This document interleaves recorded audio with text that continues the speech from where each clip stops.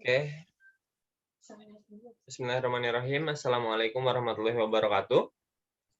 Waalaikumsalam warahmatullahi wabarakatuh. Eh, Alhamdulillah, Kak, kita dapat berkumpul di Zoom ini untuk melaksanakan program kerja dari bidang Medcom Info. Nama program kerjanya Education Content, Kak. Nah, di Education Content ini kebetulan kita sekarang mau ngundang dari PN UHAMKA, dari Pusat Neuroscience UHAMKA, kayak gitu kurang lebih. Sebelumnya perkenalan dulu kali ya, Kak ya, biar pada kenal nih yang nonton. Oke, bismillahirrahmanirrahim. Halo, saya Ayuhiza Anissa SPSI. Biasa orang-orang kenal saya Ayuhiza. Saat ini berprofesi sebagai peneliti di bidang divisinya di Applied Neuroscience di Pusat Neuroscience UHAMKA dan juga sebagai peneliti kualitatif di Qualitative Research di PT Neuroscience and Technology International. Juga sedang menempuh pendidikan S2 di Magister Manajemen UHAMKA. Aktif juga di Brain Beta Lab Indonesia sebagai konsultan dan researcher gitu. Wow, pengalamannya sangat ini ya, Kak, udah jenjangnya udah jauh banget gitu, udah bener-bener punya koneksinya udah benar-benar luas. Kita langsung ke pertanyaan aja ya, Kak ya. Oke, baik, Pak. Kapan Pusat Neuroscience itu mulai berdiri? Itu kapan, Kak? Oke, Pusat Neuroscience itu pertama kali didirikan, diinisiasikan oleh Dr. Rizky Edison PhD itu di tahun 2015. Waktu itu, pada saat itu memang belum ada Pusat Neuroscience di Indonesia, dan satu-satunya di Indonesia yang mendirikan Pusat Neuroscience adalah UHAMKA. Jadi Pusat Neuroscience UHAMKA itu satu-satunya di Indonesia yang ada, berdiri tahun 2015. Subhanallah. Berarti ini pencetusnya ya? Ya, mesti bangga dong harusnya. UHAMKA mesti bangga dong harusnya ya. Oh enggak, harusnya. Alhamdulillah. Terus ini Kak, yang jadi pertanyaan yang orang-orang yang awam nih kan, neuroscience itu apa sih, Kak? Oke, neuroscience itu adalah ilmu yang mempelajari tentang ilmu saraf otak manusia. Jadi sebenarnya kalau secara umum, neuroscience itu sebenarnya dulu itu lebih dikembangkan di dunia kedokteran atau biological.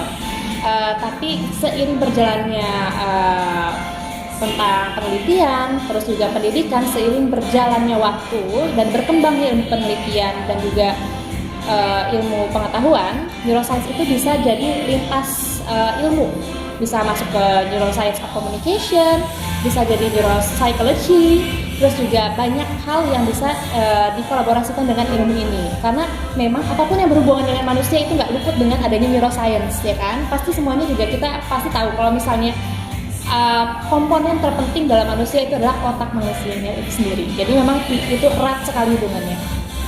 Gitu. Oke, Kak. Terus ini ya, kalau dari kita itu pengalaman neuroscience UHAMKA ini udah sampai mana aja sih, Kak? Oke, pengalaman kalau dulu itu kita masih awal-awal berdiri ya. Awal-awal berdiri itu kita masih review paper, penelitian tentang neuroscience of course. Terus juga kita juga ada bimbingan anak-anak S1 yang mau skripsi, terus S2 yang mau tesis, atau S3 yang lagi mau disertasi. Terus kemudian juga kita merambah ke dunia penelitian, dapat dana hibah, terus kita melakukan penelitian, melakukan inovasi. Pernah dengar nggak yang namanya Brain ECVT? Apa, Kak? Brand apa? Brain ECVT. Belum, Pak. Belum pernah dengar. Apa tuh, Kak? Oke. Brain ECVT itu adalah alat pencitraan otak manusia yang sedang kita kembangkan kolaborasi dengan Powersito yang yang dia bikin ini jaket anti kanker, tahu kan? Pernah dengar nggak? Pernah dengar jaketan.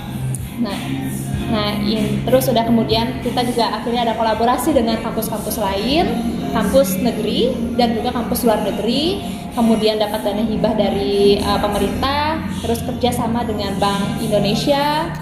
Sudah sampai pada tahap memang kita banyak kolaborasi dalam dunia penelitian dan juga kita merambah ke swasta. Jadi banyak juga perusahaan-perusahaan atau industri yang membutuhkan jasa kita untuk riset penelitiannya, kayak misal market research-nya. Terakhir itu ada salah satu stasiun TV yang memang dia mau penelitian mengenai apakah efektif atau enggak sih sebenarnya iklan-iklan di TV itu, yang kayak kamu kalau misalnya teman-teman nonton sinetron, dia kan ada, kalau misalnya ada di layar dia ada banner iklan, terus di bawahnya ada lagi bannernya iklan yang jalan. Nah, itu kita penelitian soal itu waktu terakhir yang industri ya itu.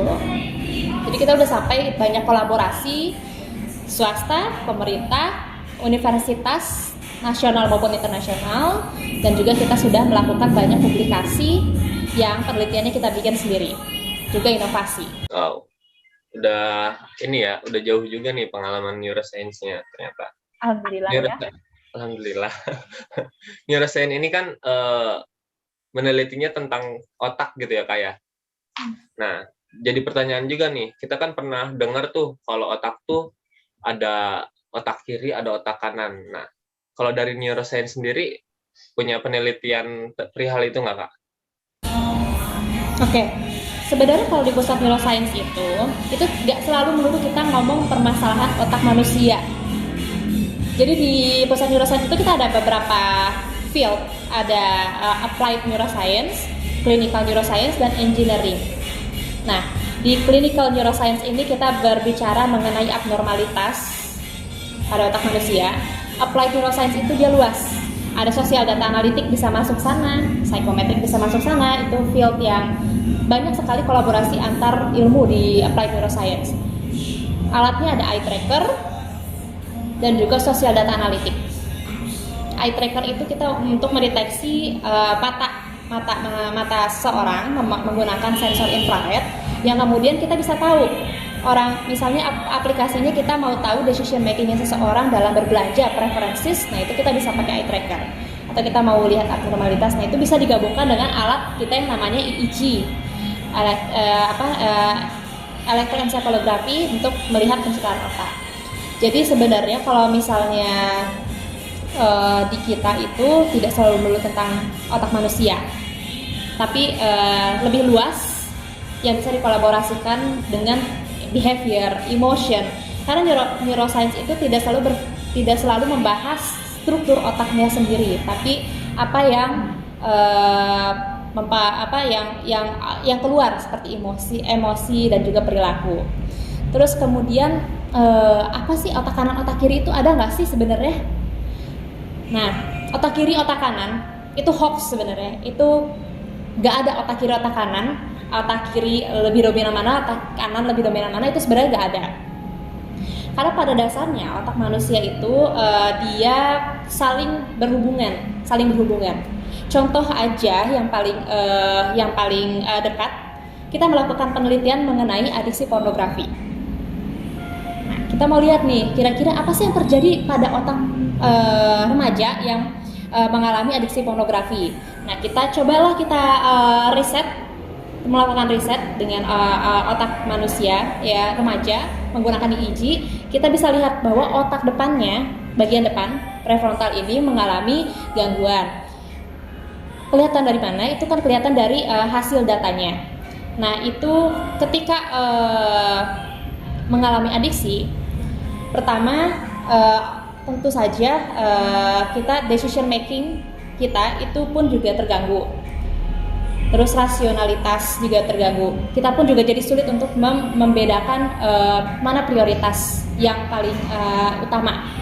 Itu. Jadi saling berkaitan. Sama seperti Parkinson. Otak manusia yang mengalami Parkinson pun juga bukan otak kanan yang rusak, otak kiri yang rusak aja, bukan, tapi saling berkaitan antara yang berfungsi sebagai bahasa terus berfungsi sebagai decision making, itu saling berkaitan. Jadi nggak ada yang namanya dominan otak kanan, otak kiri, itu nggak ada. Gitu. Makasih nih jawabannya. Itu hoax ya, jangan terbawa hoax ya. Banyak banget sekarang yang otak kanan, otak kiri. Iya, Kak. Baru tahu saya ternyata otak kanan otak kiri itu hoax ya. Iya, itu hoax, itu nggak bisa dibuktikan juga. Oke. Terus tadi kan udah dijelasin juga tuh ya, dari otak kanan otak kiri, terus otak itu saling berhubungan. Sekarang itu apa yang dapat kita lakuin gitu selaku mahasiswa gitu untuk meningkatkan kinerja otak tuh caranya gimana sih Kak? Kinerja yang seperti apa? Misalnya, kalau misalnya kita pengen menjadi seorang yang lebih produktif, yang kita mau terhindar dari procrastination atau apa ya? Procrastination itu menunda. Pasti nih, ini pasti mahasiswa nih. Lagi skripsi nggak? Belum sih Kak, masih semester 6. Masih semester 6, tapi tugas sering nunda-nunda nggak? Iya. Nah, ya, itu itu sebenarnya ada cara bagaimana kita meningkatkan kita lebih produktif dan juga kita tidak lebih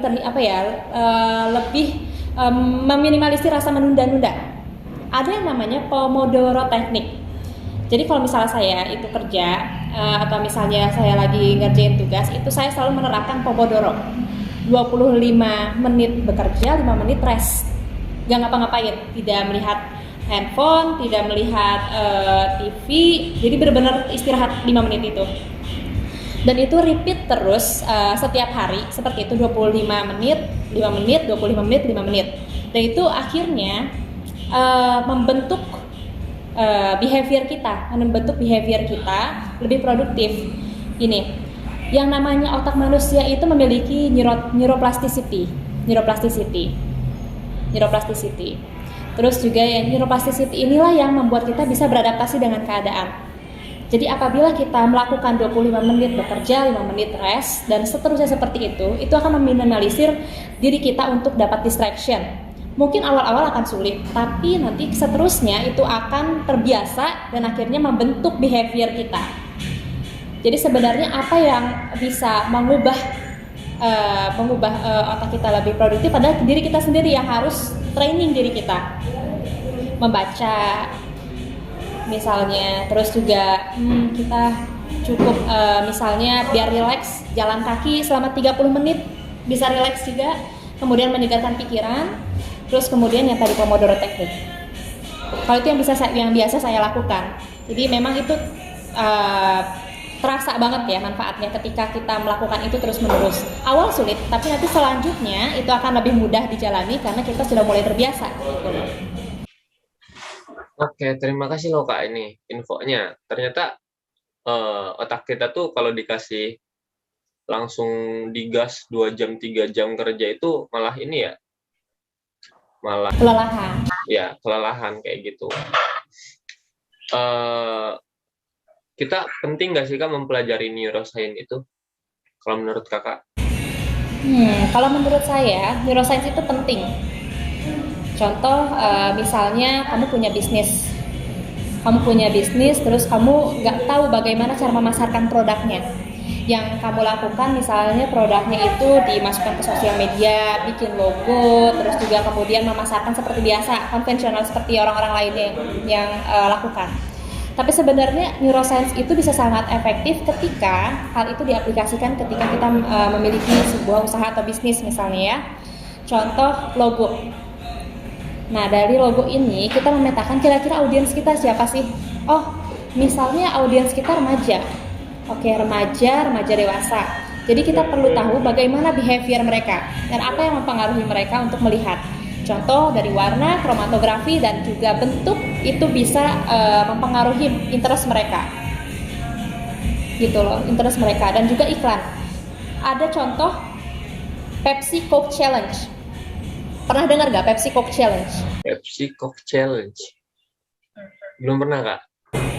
Oke. Jadi penelitian ini menggunakan beberapa partisipan, diberikanlah dia Pepsi dan Coca-Cola. Nah si Pepsi, gelas yang Pepsi sama gelas Coca-Cola sama-sama tidak memiliki label. Jadi kosong gitu aja. Nah ditanya rasanya enak yang mana? Yang A ini, oke saya mulai lagi.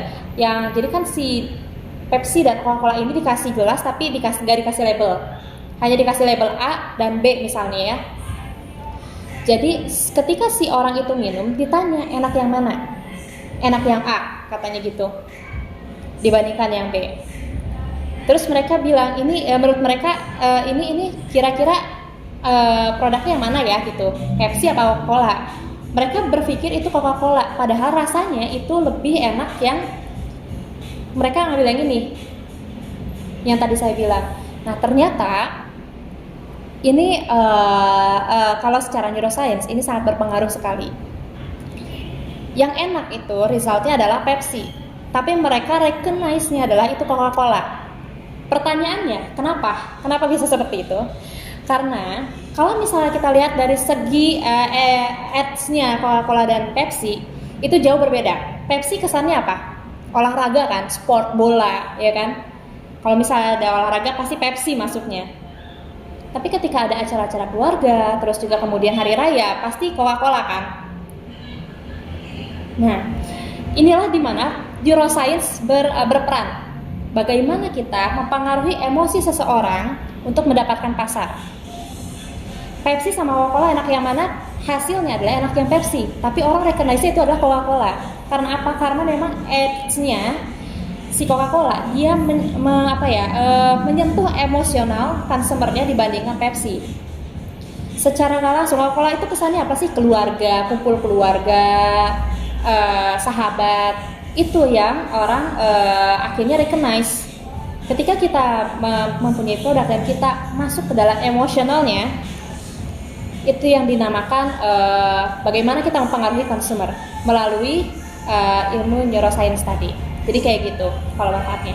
Termasuk seperti komunikasi. Kita harus mengetahui bagaimana cara bekerja otak manusia sehingga ketika kita melakukan negosiasi, sehingga kita ketika melakukan presentasi, kita bisa mempengaruhi orang. Nah, sama seperti ketika interview di HR, kita ketemu sama HR, itu yang perlu kita kunci saat pertama kali kita bertemu adalah kata-kata positif. Kenapa seperti itu? Kalau misalnya kita muncul kata negatif duluan, misalnya gini, HR misalnya hanya seperti ini. Kamu kenapa selama 2 tahun ini kok CV-nya nggak ada report selama 2 tahun terakhir misalnya. Kita nggak mungkin bilang, iya saya masih mencari kerja. Coba kita kasih kata-kata positif. Saya membuat kolaborasi dengan rekan-rekan membuat bisnis misalnya gitu kan. Jadi kan secara tidak langsung si HR tadi itu menemukan hal yang positif di dalam diri kita. Itu mengunci diri kita di awal. Sama seperti ketika motivator. Pasti motivator itu di awal dia menggrab emosi seseorang agar orang larut. Nah, baru dia berbicara tentang hal lainnya. Dan juga sama seperti ketika kita mau bicara dengan partner kita, pasangan kita misalnya, itu lebih beberapa penelitian memang bilang kalau misalnya kita mau ngobrol sama orang dan itu dari hati ke hati dan jujur, itu lebih baik tengah malam. Malam maksudnya, nggak selalu tengah malam. Karena apa? Karena ketika kita lelah dan capek, kita cenderung berbicara jujur. Gitu loh. Itu. Ya seperti itu. Jadi beberapa hal yang bisa mempengaruhi behavior dan juga cara emotionnya. Oke, Kak. Berarti itu udah ini ya, bagaimana cara kita mempengaruhi orang lain gitu kan. Kalau berbicara tentang itu. Terus Kak, kalau misalnya lebih dalamnya nih, misalnya kita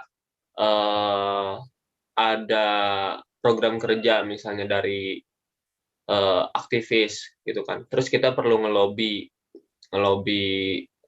pihak kampus, mau dari itu satpam, misalnya kita mau minjem ruangan atau dosen, itu baiknya kita masang vibes-nya kayak gimana tuh Kak, kalau dari itu cara mempengaruhi orang lain itu? Maksud vibes-nya ini apa gimana? Vibes-nya maksudnya gimana? Kita membangun komunikasinya bagusnya kayak gimana tuh Kak? Oke, kalau tentang ini saya akan ambil contoh terdekat aja ya, yang pernah saya alami kali ya. Oke, kalau misalnya kita bertemu dengan klien dan kita mau approach atau negosiasi, biasanya itu saya bawa ke tempat cafe yang memang dia sofa, bentukannya sofa. Pertama supaya dia relax. Yang kedua, minuman hangat. Minuman hangat, karena ketika orang diberikan minuman hangat, dia akan lebih merasa nyaman, tenang, mudah diajak berbicara, dan secara tidak langsung memori-memori baik itu keluar dibandingkan minuman dingin. Dan juga kenapa memilihnya sofa, karena kalau misalnya dia pakai kayu atau misalnya dia kayak misalnya kursi yang saya pakai sekarang nih bambu ya, rotan, gak ngerti saya, itu dia cenderung berpindah-pindah duduknya, geser sana geser sini, membuat orang nggak nyaman. Jadi ketika orang nggak nyaman, itu kan mereka ingin cepat selesai, gitu loh. Tapi minuman hangat itu salah satu punchline-nya ketika orang tuh kecenderungan orang minum minuman hangat itu dia punya memori-memori tersendiri saat menyentuh minuman hangat dan ada rasa nyaman. Jadi ketika untuk diajak negosiasi itu jauh lebih ampuh dibandingkan ketika diberikan minuman dingin, gitu loh. Karena suasana hatinya akan berpengaruh. Oke, Kak. Bisa kalau misalnya sama satpam tadi ya, atau sama satpam mau izin atau yang mana, itu biasanya kita saya pernah waktu itu penelitian itu sudah lama sih sama salah satu pekerja kerja malam. Karena kan memang pada saat itu saya mau penelitiannya kualitatif ya, jadi saya harus wawancara langsung. Approach-nya gimana? Approach-nya nggak mungkin dong sekaku ini, ya kan? Saya harus approach-nya membuat mereka nyaman senyaman mungkin. Caranya jadi saya berpakaian pakai kaos, pakai jeans, terus kita ngobrol di pinggir jalan sambil makan bakmi gitu kan, sambil ngobrol-ngobrol sambil ngalir, kayak gitu. Menyesuaikan, adjustment needed. Oke, Kak, terima kasih nih kiat-kiatnya. Semoga bermanfaat juga ya nanti buat dari kita sendiri gitu kan. Saya pernah baca gitu, Kak, di psikologi masuknya, cara berpikir orang itu ada 5, dan itu tuh salah satunya bakal ada yang dominan gitu, Kak. 5 cara berpikir ini, pertama thinking katanya, terus ada insting, ada intuiting, ada feeling, ada sensing. Nah, dari neuroscience sendiri udah ada penelitian ke arah situ atau enggak, Kak? Saya soalnya belum tahu ini hoax atau enggak gitu. Jadi tentang yang sensing, feeling itu sebenarnya itu saya pernah dengar itu di tes biasanya, tes psikologi, MBTI namanya. Jadi kalau misalnya kita mau masuk kerja di beberapa perusahaan itu mereka menggunakan tes MBTI untuk tahu potensi kita. Nah, jadi ketika sebenarnya memang si instrumen itu sendiri memang ada beberapa limitationnya, pasti ada limitationnya beberapa instrumen ya psikologi. Jadi kalau misalnya pakai instrumen psikologi itu sendiri itu masih diterapkan sampai sekarang di beberapa perusahaan. Kalau namanya instrumen apalagi bentuknya kuesioner itu pasti ada orang yang faking good. Pernah dengar faking good ya? Faking good itu adalah di kondisi di mana seorang mencoba adjustment atau menyesuaikan apa yang dibutuhkan dengan perusahaan. Karena kita nggak menafikan ada beberapa orang yang latihan untuk mengisi kuesionernya, karena ada beberapa oknum nakal yang pasti juga membayar untuk bisa tahu si jawabannya apa yang harusnya diisi, terus kemudian kuesioner seperti apa bentuknya. Beberapa oknum nakal ada yang seperti itu di dunia psikologi ya, apalagi khususnya untuk alat-alat ukurnya. Jadi kalau di neuroscience sendiri apa sih yang harus kita lakukan? Ini pertanyaan bagus banget Kak Ijal. Jadi beberapa waktu lalu Bank Indonesia itu pernah meminta kita untuk dia mau digital mindset. Jadi ketika kita udah semua di era digital, tapi sebenarnya yang penting itu apa sih? Bukan alatnya yang penting, tapi bagaimana adjustmentnya manusianya itu sendiri terhadap teknologi, decision making, innovation. Dan itu kalau misalnya pakai questioner, itu orang bisa faking good, akan mencari jawaban terbaik, walaupun sebenarnya kita nggak seperti itu. Nah, tapi apa yang harusnya kita lakukan? Ini sebenarnya penelitiannya belum dilakukan sama kita, karena masih baru rencana. Pandemi ini kita jadi terhambat untuk melakukan penelitian ini karena kan partisipannya harus kita pasang EEG-nya ke kepala manusia. Jadi harus kalau di neuroscience itu kita memakai alat yang namanya bisa EEG. Nah, itu kita bisa lihat kira-kira apakah orang ini dialgoritmakan dikasih impuls, kemudian kita lihat dia berpikir seperti apa. Impulsnya itu bisa macam-macam, berhitung atau menyelesaikan puzzle, bisa tergantung kita bagaimana metodenya.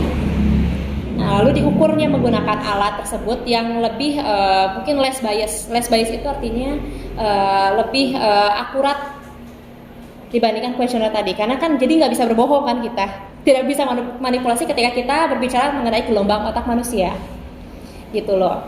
Jadi kalau misalnya untuk pakai kuesioner, apapun yang pakai kuesioner itu potensi faking goodnya itu ada. Bukan berarti alat ini tidak bisa dipakai, tapi neuroscience, alat instrumen neuroscience, EEG, elektroencephalografi, PET, MRI, fMRI, atau brain ECVT itu pendukung dari si kuesioner tersebut. Apakah si kuesioner tersebut diisi? Tapi untuk pembuktian lebih validnya lagi, supaya less biasnya itu alatnya yang dari neuroscience-nya itu sendiri. Itu EEG tadi yang saya bilang gitu loh. Oke Kak, berarti udah jelas ya Kak kalau misalnya ini ada alatnya sama pengaruhnya juga dari orang-orangnya. Kalau untuk lokasi dari PN ini di mana sih Kak lokasi tempatnya? Oke, Pusat Neuroscience UHAMKA itu lokasinya di Gandaria 4, di kampus Gandaria, bukan Limau ya, kampus Gandaria, di lantai 1 gitu.